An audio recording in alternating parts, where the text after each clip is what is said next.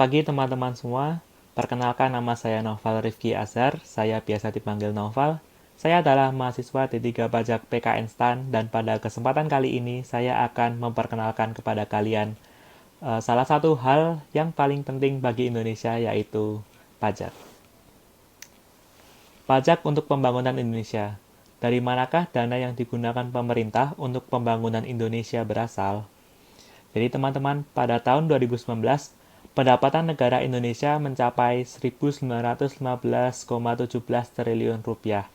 Angka yang besar ini kemudian digunakan untuk banyak hal. Di bidang infrastruktur ada pembangunan jalan baru, jembatan, jalan tol, lalu di bidang kesehatan ada penyediaan obat, tenaga kesehatan, jaminan kesehatan, lalu di bidang pendidikan ada program Indonesia Pintar, bantuan operasional sekolah, beasiswa bidik misi, dan masih banyak lagi. Nah, tahukah teman-teman dari mana pendapatan negara kita berasal?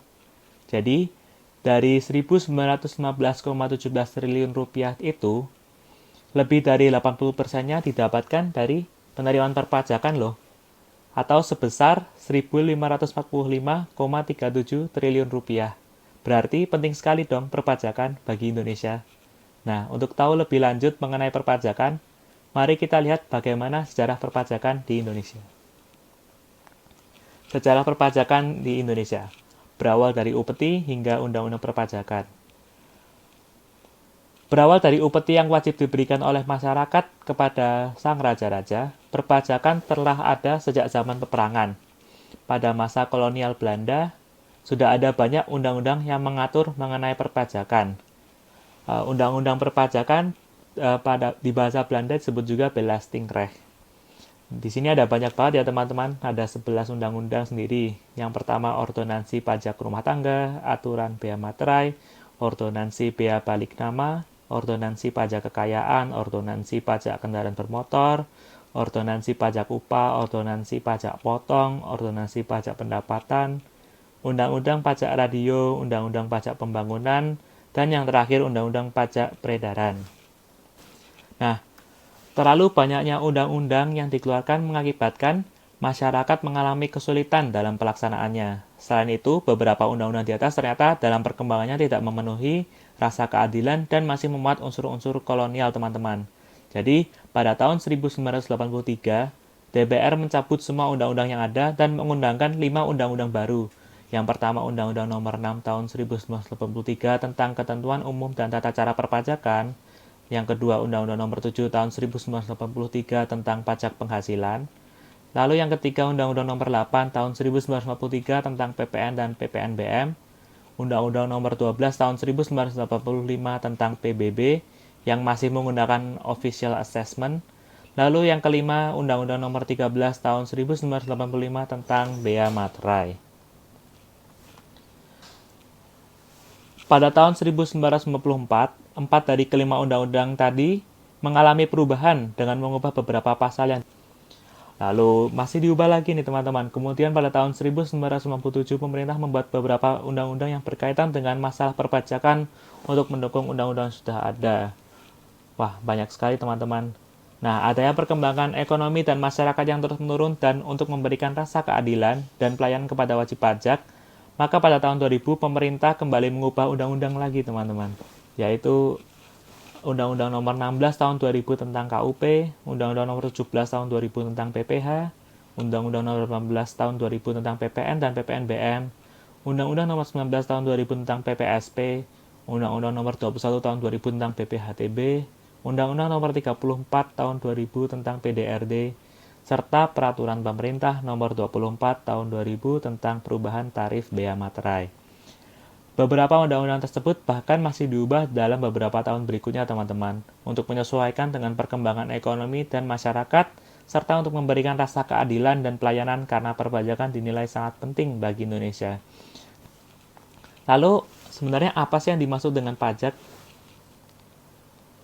Dalam undang-undang disebutkan bahwa pajak adalah kontribusi wajib kepada negara yang terutang oleh orang pribadi atau badan yang bersifat memaksa berdasarkan undang-undang dengan tidak mendapatkan imbalan secara langsung dan digunakan untuk keperluan negara bagi sebesar-besarnya kemakmuran rakyat. Jadi dari pengertian pajak tersebut ada 5 unsur pengertian pajak yang intinya adalah yang pertama, pembayaran pajak harus berdasarkan undang-undang. Yang kedua, sifatnya dapat dipaksakan. Yang ketiga, tidak ada kontraprestasi, imbalan yang langsung dapat dirasakan oleh pembayar pajak. Yang keempat, pemungutan pajak dilakukan oleh negara, baik oleh pemerintah pusat maupun daerah.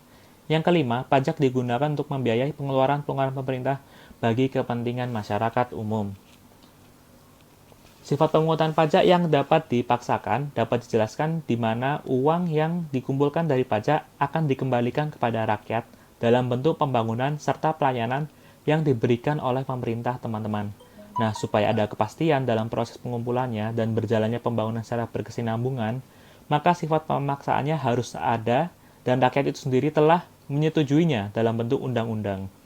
Unsur pemaksaan di sini berarti apabila wajib pajak tidak mau membayar pajak, pemerintah dapat melakukan upaya paksa dengan mengeluarkan suatu surat paksa agar mau melunasi utang pajaknya. Nah, pajak ada banyak jenisnya, teman-teman. Namun yang mungkin teman-teman akan lebih sering temui adalah pajak penghasilan serta pajak pertambahan nilai. Nah, pajak penghasilan itu apa sih? Pajak penghasilan merupakan pajak yang dikenakan terhadap penghasilan yang diterima atau diperoleh yang dapat dipakai untuk konsumsi atau untuk menambah kekayaan seseorang. Intinya, teman-teman, pajak penghasilan itu adalah pajak atas penghasilan. Lalu, bagaimana cara pembayarannya?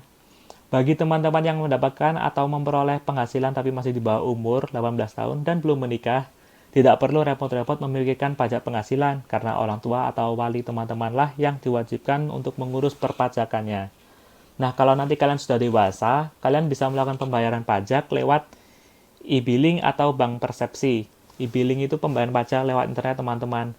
Nanti kalau kalian sudah bekerja misalnya menjadi pegawai suatu perusahaan, penghasilan teman-teman biasanya sudah dipotong oleh bendahara perusahaan. Sekarang pembayaran pajak sudah lebih mudah, teman-teman. Jadi tidak perlu lagi untuk datang langsung ke tempat pembayaran karena sudah ada internet. Setelah pajak penghasilan dibayar, teman-teman bisa melakukan pajak teman-teman melalui SPT tahunan yang juga bisa kalian isi lewat internet berupa e-filing. Lalu, kalau pajak penghasilan sudah paham, pajak pertambahan nilai itu apa ya? Jadi, pajak pertambahan nilai adalah pajak yang dikenakan atas konsumsi barang dan jasa. Misalnya gini, teman-teman. Kalian membeli roti seharga 5.000 di Indomaret.